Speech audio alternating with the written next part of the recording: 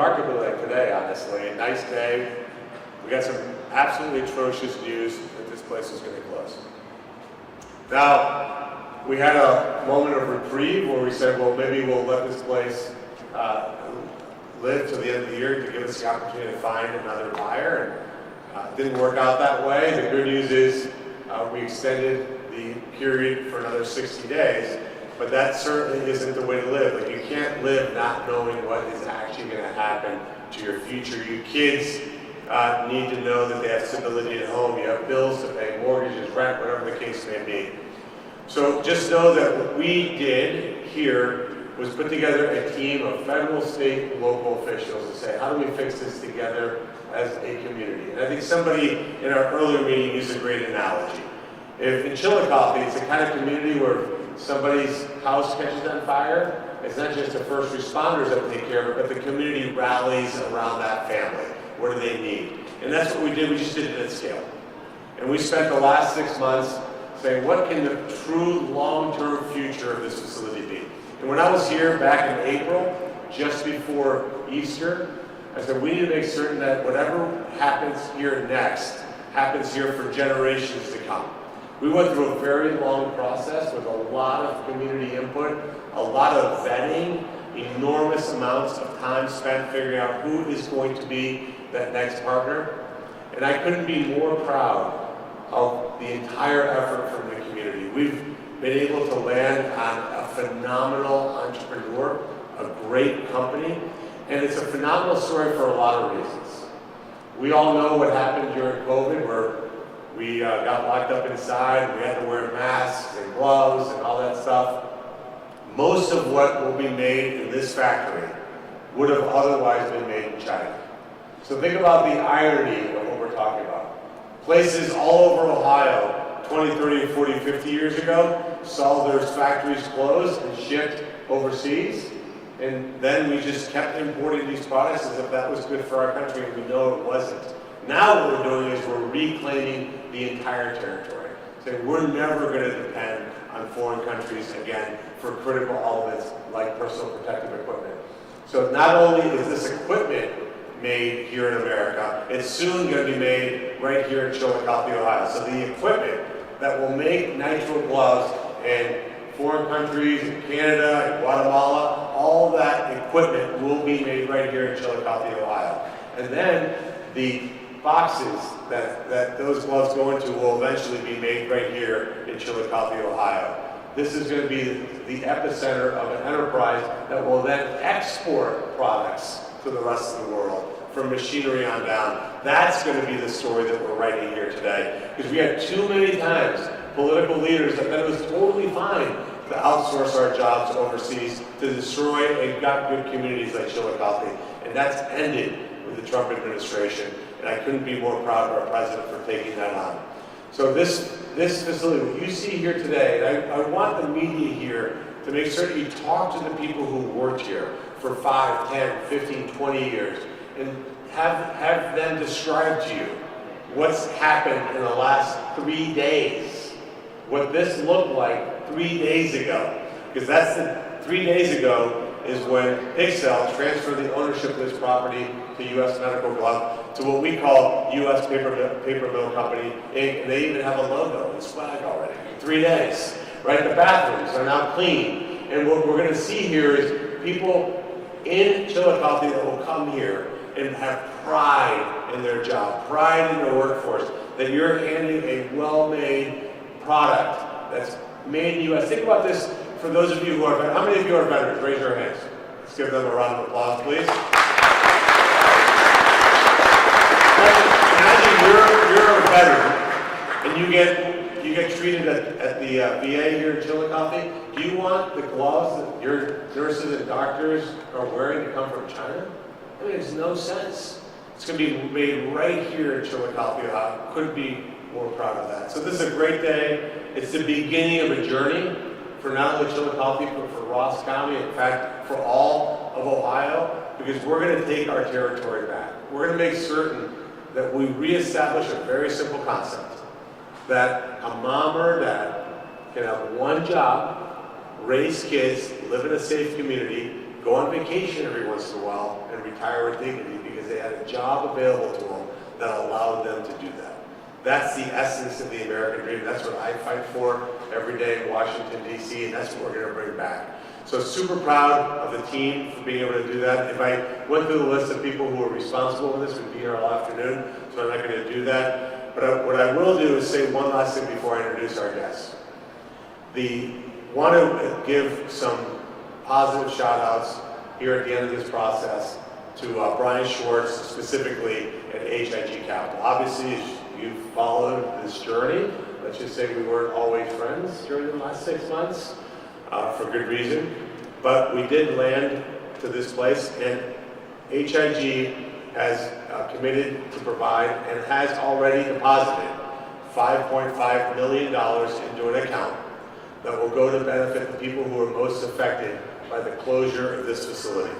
The local stakeholders, meaning the county commissioners, the economic development organizations, the mayor, the county, city council will work on figuring out how to disperse that money. The first disbursement of $1 million will go out sometime in January, and the other $4.5 million will go out in about 5 years. That money will sit in the meantime in an Ohio bank, earning interest, but just know that we're going to be giving $5.5 million to help those who are most affected. We're going to figure out the best way to make that happen. And what you need to know from me in my office is that we will not allow something like this to go unchecked anywhere in Ohio. We want businesses to come to Ohio, but we're not going to allow businesses to wreck and destroy communities. We're going to make certain that we bring businesses that want to prop our communities up, that invest not only in the infrastructure of the town, but in the people of the community. That the company being in Ohio makes our communities better, not the other way around only, which is typically the way that's been viewed. We're flipping that whole conversation around. This is about bringing companies here to make our states and our state and our local communities better. I want to introduce a person that has been probably fielding more phone calls from me than he probably ever wanted to. He's your absolutely amazing county commissioner. When I was here for your fair, I thought I would be here for like an hour. That's typically, when you have 88 county fairs, you try to kind of budget how much fried Oreos you can eat. But he took me to every corner of the fair, and I think we spent like 5 hours together. This guy loves this town. He loves the people in this town, and he's an amazing county commissioner, amazing man, amazing dad, amazing husband, David Thomas. David Clark.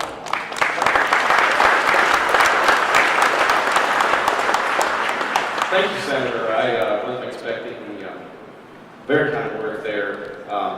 Look, I prepared some notes today. I like how Senator Moreno spoke extemporaneously there.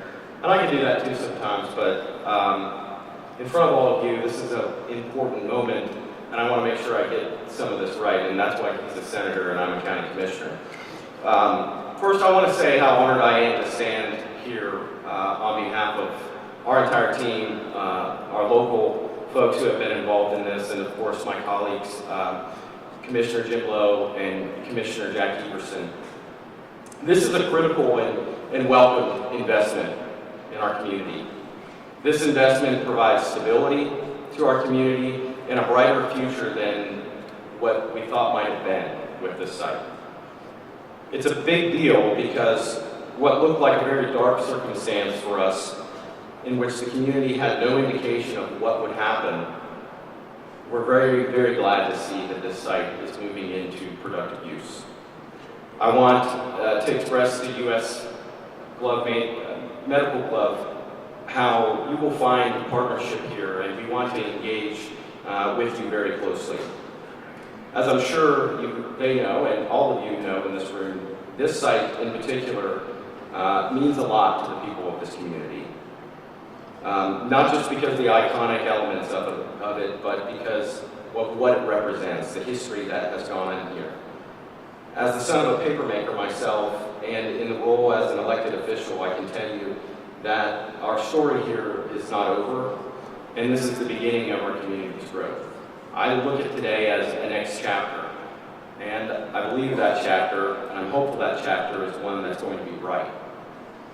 I think it's also, to touch on what Senator Moreno said, what this means in the grander scheme, not just for the local impact, but from the standpoint of the opportunities that we have as a community in capturing onshoring manufacturing opportunities. I think every day we become more and more ready to gain more opportunities.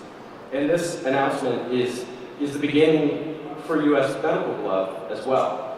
We have engaged with them and understand, based upon their indications, that they have a long-term plan to invest and grow here, and we want to be partners to their growth.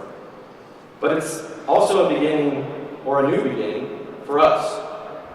In the wake of these past few months, it's been difficult, and we, on the other end of it, I think, are renewing our focus on base economic growth, which means jobs for the people that live here and around our region, and foundational strength to our local economy, which supports vibrancy and vitality.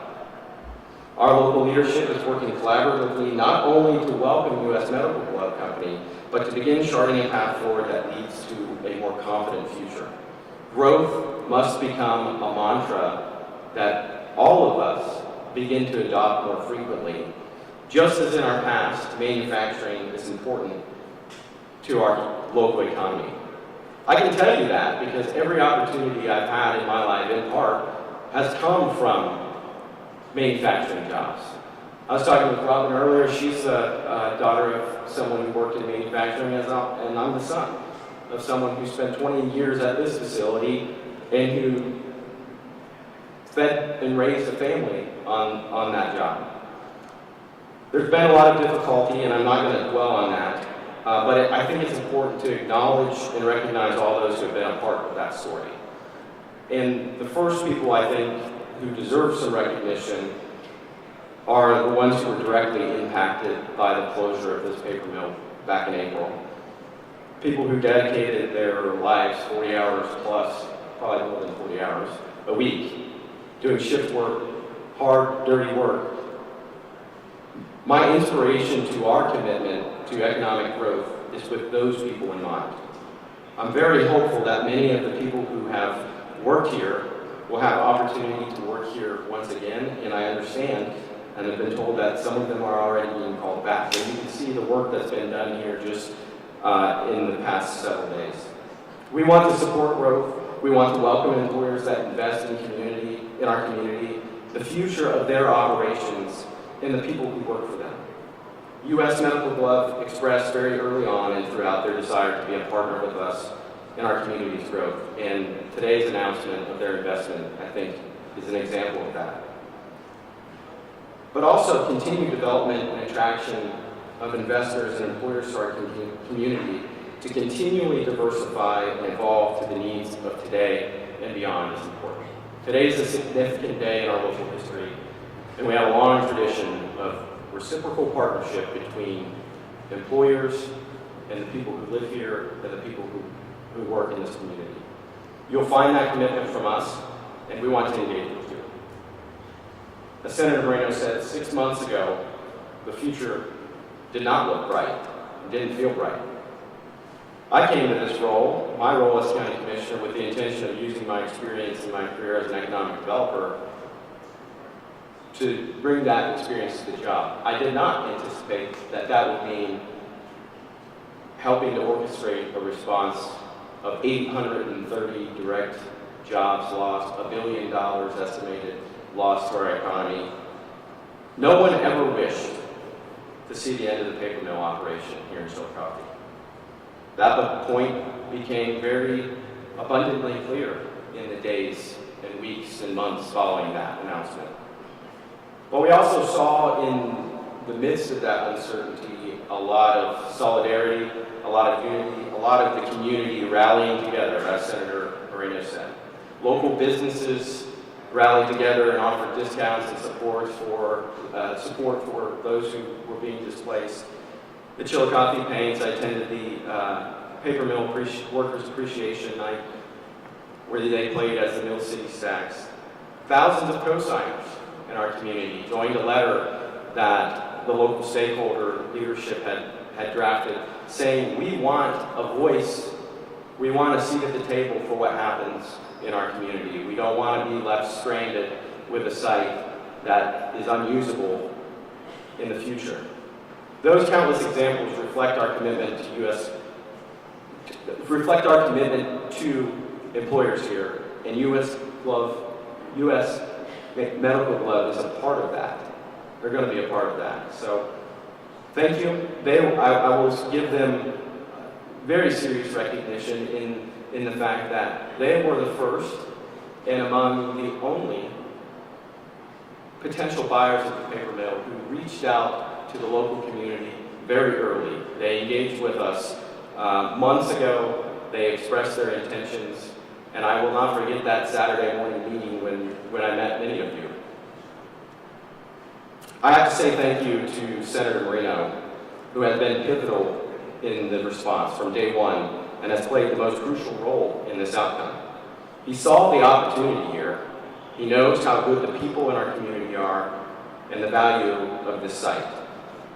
Most importantly, he sought collaboration, not just with us, but intense engagement with the previous owners of this site, and brought U.S. Medical Glove into the discussion very early on. He also announced in April that he would have staff located here in Chillicothe, and as State Director Alex Sharfetter has been at the center of a multifaceted response and has been a part of every meeting that we've held and probably every meeting that the senators held. I want to thank all my colleagues and stakeholders across our multiple jurisdictions as we worked through these past months. Congressman Taylor is here, Senator Husted, Governor DeWine of Ohio, and Ohio SE. Your partnership and continued commitment to support growth for Ross County in this region is critical and invaluable, and I say thank you for your contribution and thank you for your commitment to continued support. Thank you to our Pixelle response team made up of representatives from city, county, economic development, Tammy's here, Job and Family Services, Chamber of Commerce, Mike is here, the Montrose Group LLC, American Structure Point. As I've said before, this is only the beginning. Ross County is deploying resources and renewing serious commitment to growth and vitality. The time is now, not only just to welcome U.S. Medical Glove Company and support them aggressively in partnership with Open Arms, but also to ignite ourselves with a commitment to the future of our community. That is only possible when we invest in growth, and especially when we work together. This has been an example of excellent partnership, not only across government jurisdictions and agencies, but with private stakeholders and the community itself. I'll close with this, and you can make of it what you wish. I sat in an economic development meeting earlier this week, and I heard some very wise words, maybe. I think they're wise, but I know they were honest. No one knows what's going to happen. That doesn't really sound profound or anything, does it? But we didn't know the paper mill was going to close when that announcement came.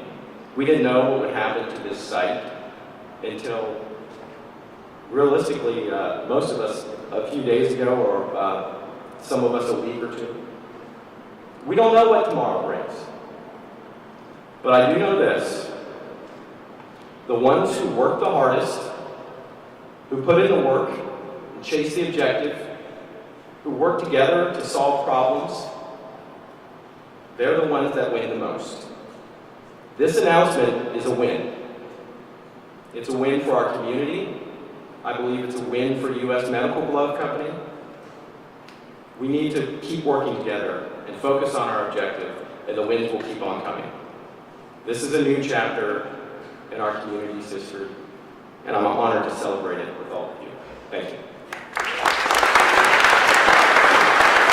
Thank you, David. Good job. One of the other pieces of the equation over the last 6 months is how do we help the workers immediately that got affected? And you have an amazing member of the House of Representatives representing you here. He got teams mobilized, and the Department of Labor authorized a $2 million grant that normally would take years to get done, and he got that done in weeks. He's my absolute favorite congressman of Ohio. Make sure the camera's got all that. Introduce Congressman Dave Taylor.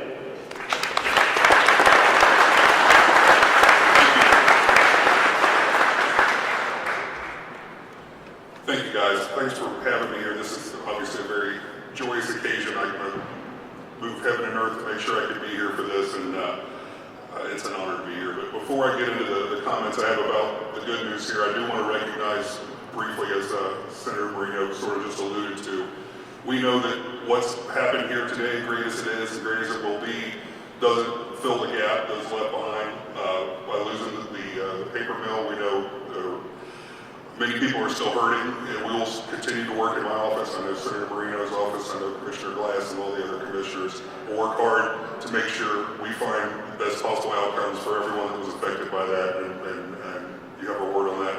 Please reach out to our offices any way we can help you. We stay ready to do so. Okay, so on to today, which is just a wonderful thing. There are so many people that should be thanked, and a lot of them are behind the cameras. But as Senator Moreno mentioned, on April 15th, we got the terrible news. I'm new to Congress, I'm new to politics, period. So I had been sworn in January, and they made the announcement about the paper mill, and immediately we were all here. Governor DeWine, Attorney General Yost, Senator Husted, Senator Moreno, all the commissioners and me were there, and immediately started working on the problem. It was encouraging to me as a person who's sort of cynical towards the operation of government. I knew it was going to be a great challenge, but I was glad to see everybody working together, trying to cover all bases to make sure it happened. And also, Jobs Ohio did a fantastic job on this. The whole team was amazing. It continues to be amazing. So thank you to them for their help. I do want, because he's not going to toot his own horn, he's just not that way. Senator Moreno did an unbelievable amount of work to get this done. Stuff I would not have been able to do. Just incredible amounts of work, time, legwork. As he said, talking to commissioners and local officials, finding businesses that would be a good fit. And here we are today on the precipice of a rebirth of this facility in an incredibly positive way. Onshoring vital supply chains concerns is one of the top priorities of this administration, and this is definitely one of them. I was thinking while the senator was speaking, not only did China send us the virus, and they made money on selling us the gloves and the masks, so we don't need that to happen again.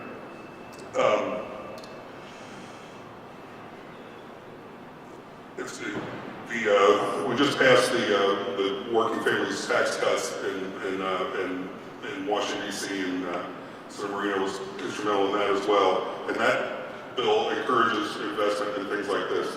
That kind of legislation makes things like this possible. You're going to see more of this. It's going to be easier for John to grow this amazing business.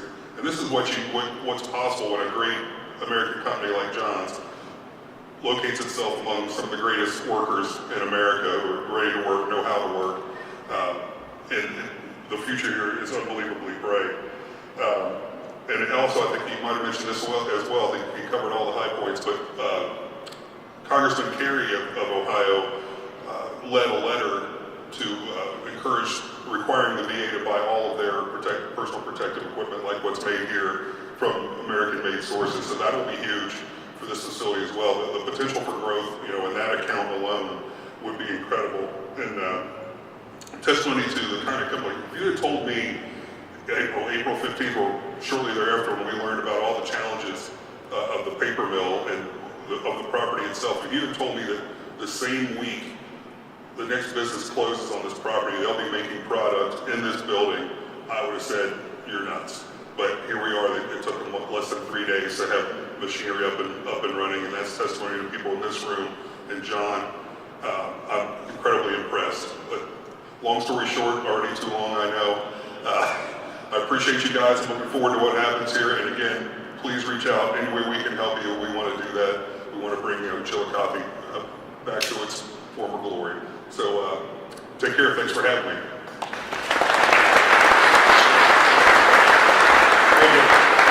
And I know, and inevitably, we're going to take some questions from the media. The question will be like, what's the inside story of all this happened? So I'll tell you now, and I'll introduce our next speaker. So I met Ambassador Bernstein because she's very close friends with President Trump. And so during my campaign, got to know a lot of President Trump's inner circle. Her and her husband Richard have known the president for well over 2 decades. And so when she got involved with the U.S. Medical Glove, the conversation was about, hey, we got to stop having government agencies buying personal protective equipment from China because that's just insane. Right? Like, why would we ever be relying on an obvious strategic enemy for things like that? And so she came to see me in Washington, D.C., and I said, well, why don't we, I'm new, so you know when you get a new toy, you try to use it all the time? So I'm a new senator, so we have a really cool dining room in the Capitol. So anyhow, let's have breakfast there. It's really cool, right? So Robin said, sure, we'll have breakfast. And, it still, by the way, gives me chills when I drive down Constitution and see the Capitol at 7 o'clock in the morning as the sun is rising. And by the way, when that feeling wears off is when I know I'm done. So I'm there, this amazing place. I mean, think about who had breakfast in that place, John F. Kennedy, right? I mean, it's unbelievable. Anyway, make a long story short, they start talking about this, and I'm done after like 30 seconds. I'm like, look, this is stupid. Of course we should buy this stuff from American companies. And I'm thinking to myself, what are we going to talk about for the next 45 minutes, right? Because there's no convincing me. And then they were talking about how they need places to make these things.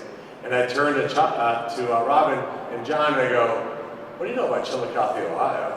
And she goes, well, tell me about Chillicothe, Ohio. I told the story about the meet and what just happened. I had just been here just after that meeting in late April.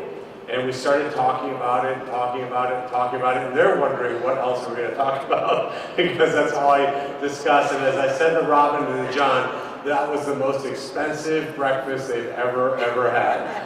Because here we are with hundreds of millions of dollars of investment coming into this community, and I know they're going to be a great steward, because I know Robin will never ever let the president down, and I know John will never let this community down.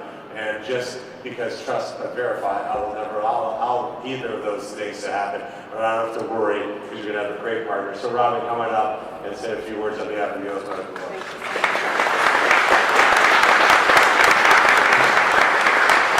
Good afternoon. You're right, it was probably the most expensive breakfast I've ever had. But on behalf of Paper Mill Company, I am so honored to be a partner in this endeavor. I am so happy to be in Ohio. OH! OH! Bravo! We're here to stay. We are here to be partners with you. I myself come from a small town in New Jersey.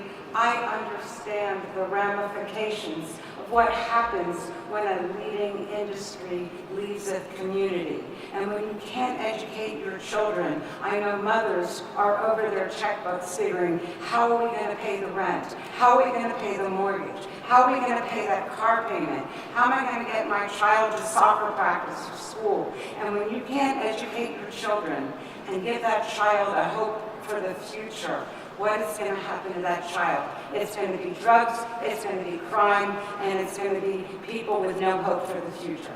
So I am here to tell you, as a small town girl who ended up going overseas, and by the way, we had no PPEs overseas during COVID. I had the honor and pleasure of serving during COVID, but we had no gloves, we had no masks, and what did we have to do? We had to take material for party gowns and make gloves and masks and medical gloves. So I'm so happy to be here. This is American exceptionalism at its best.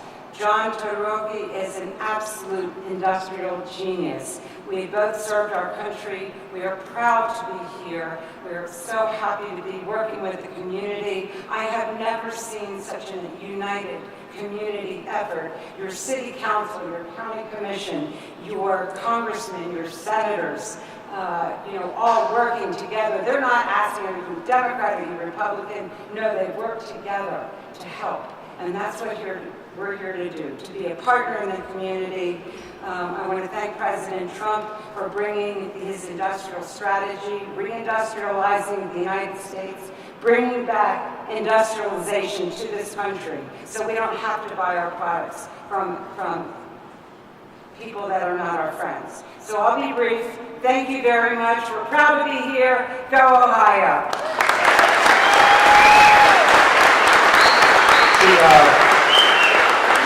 Robin mentioned to me that her husband normally wears a University of Miami, Florida jacket. She's got the state one. I said, well, one team was the national champions last year and not the other. So, look, just because I know the media is going to want to know some of the numbers and details, the closing on this property happened at 3 p.m. on Tuesday. I just want to process that for a second. It's barely past 3 p.m. on Friday. So Tuesday, 3 p.m. till today, what's happened? You see it here, already machinery ready to go. You mobilize a team of 45 people from the corporate headquarters to come here and have already hired, in that period of time, 60 people to come work at this facility, and there'll be many, many more. They haven't even sold one glove yet. So you can see where the opportunities are. Out of total deference to John, he said, don't set expectations too high. And I said, me, I would never do that. But look, the reality is this is going to be a very incredible, thriving business. For me, it will be a total and complete success when we exceed the employment level what was here in the past, when we see the investment level that we would never have imagined. And I also want everybody to understand that John and U.S. Medical Glove did this without 1 cent of taxpayer dollar offered to them. No money was provided from any entity other than their own private funds to make this happen. And I think that deserves a huge round of applause.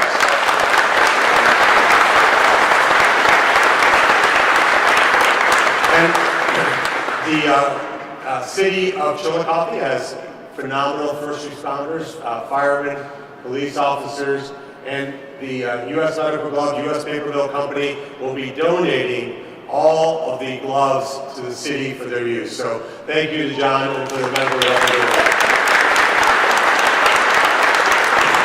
All right, so that's a wrap. We'll take a few extraordinarily friendly questions from the media.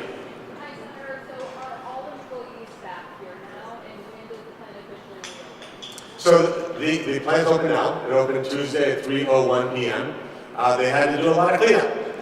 There was evidently, again, talk to the employees, ask them what the bathrooms look like, ask them what this whole space looked like. You know, you can't have a successful business unless the people who work there have pride in their work environment. That's the big thing John's bringing here. So he's gone through the employment process of hiring 60 more people. But again, you can see what's going on here. Eventually, this will be multiple lines producing gloves. The equipment will be produced over there. Eventually, the boxes that you see in front of you will be produced here. So this is a ramp up. And I want to make this clear because I think sometimes people miss the lead here. This is nothing that isn't going to happen without an enormous amount of hard work. This isn't just going to be snap your fingers and everything happens magically. This requires every single person, the first 60 people hired here, John, Robin, to really dig in, and it's going to be a collective team effort to make sure that this place is successful. But look, my metric, like to answer your question, my metric of total success is we've gotten through all the employment of the people that work here who want to work here. Maybe there's people who are close to retirement. And Congressman Taylor said something really important. There was a lot of people that, I'm just going to say the word, felt cheated, maybe rightfully so, out of pensions and vacation time. And John and his team is doing everything possible to restore vacation times, to restore days off that were promised. The medical benefits program is already, I'm being told, much better. We want to make everybody at least whole or better. Now, that's going to be a journey. That's not going to happen because we're here today. Congressman Taylor and myself will work tirelessly to get to that point. How many jobs is going to create and even again paper? Yeah, so we are also working, so if you couldn't hear it, the question was, I'll answer the second one first, pay raise. That was also really important to me. As we vetted proposals, and there was lots and lots of proposals, and I apologize to the workers here because I know what that meant for you when you had companies visiting, and then you'd hear, oh, this company's doing this, and this company's doing that. They had to visit, and I know that the last 6 months, probably that process made it excruciating. But one of the things that was critical to me was we didn't want to say, okay, we replaced 800 employees, but they're making half of what the people were making before. Like that, to me, that's not a win at all. So John and his team is working very, very hard to match or improve on the workers that he's bringing on so that nobody's going backwards in compensation. That's really, really important. So they're working very diligently. Again, also the benefits program. In terms of the number of employees, look, that's going to be dependent to a large extent on what we're able to do at the federal level to make certain that we aren't buying Chinese-made gloves for the VA, for TSA, for HHS. So we have to do, by the way, follow the law, by the way. The law says we're supposed to be doing that. Biden unfortunately gave enormous amounts of exemptions to these agencies, and these agencies got hooked on these exemptions. So for me, it's about making sure that we have a critical demand. But look, you can see 1,000 people working here if this place does what I think the potential is. Now, look, that's me saying. I'm not speaking for anybody from the company. I think the potential is there. When you think about this kind of equipment, which by the way is their design, they currently make it in Illinois. We're going to make this equipment here. The boxes, they've never done that before. They've never made their own boxes. The boxes come from Mexico. So imagine the gloves are coming from China, the boxes are coming from Mexico. All that will be right here, a vertically integrated supply chain with stapled right here in Ohio. The chemicals, by the way, are going to be coming from Cincinnati. That starts in a couple weeks. So this is a great deal from Ohio. I think we can make that all work. Senator, paper is so deeply rooted in this community's identity. What would you say to the people who are a little worried about losing that, but they're still excited for this future? Well, look, boxes are going to be made here at some point. Look, we worked really hard to see what's out there. We had the 3 largest paper companies on earth fly to Chillicothe, Ohio, to look at this place. And I don't like to say this because I don't like to look in a rearview mirror, but the people who work here know what I'm talking about. It's like a car. If you let a car go too long without taking proper care of it, it becomes unsalvageable. Sad. It should never have come to that. There should have been an intervention 5, 6, 7, 8 years ago and taken profits and said, let's reinvest and keep this place going. But that didn't happen, so here we are. But we will still, you see the name of the company, U.S. Paper Mill Company, LLC. We will be making boxes in this facility, crates in this facility. But they've, again, never done it, so we got to get that started up. But just know that there is a mission piece here, which is these gloves are taking business away from China, and you're going to be helping American citizens with gloves made with great pride here in Ohio. Do we know if these? Sure. If I could follow up with that, because it was a question about the identity of our community. Yes, paper has been tied to the identity of Ross County, Chillicothe for 200 years. But it's not, I don't think if you ask the people who work here, it's because they love paper. And I think that's reflected the same way with the community. It's not so much about what we make, it's about that we make things, and it's about the jobs that are associated with making things. And there's pride that comes with going to work every day and knowing that what you're doing is making something and producing something. And so for us, I think, speaking about the community, yes, it's hard to turn a page when you know the moniker Paper City, but I don't think you have to get rid of Paper City, that moniker, because we just know it's about the jobs, it's about the relationship that exists when folks invest here. They are supported when they invest here with commitment, and that investment equals investing in the people, investing in the facility to stay profitable, to stay competitive. And I think that's what we lost in so many transactions of this site prior to even to Pixelle. Wes Baker left. What we experienced in years following was a lack of reinvestment into this facility, a lack of competitive profitability in the marketplace. So I appreciate the question, but I think we're most excited about this site, but also just getting back to a commitment that means growing our economic base. And there's incredible opportunity right now across the country, and we're getting ready for it. By the way, there's also phenomenal semi-trucks made in Chillicothe, Ohio, called Kenworth.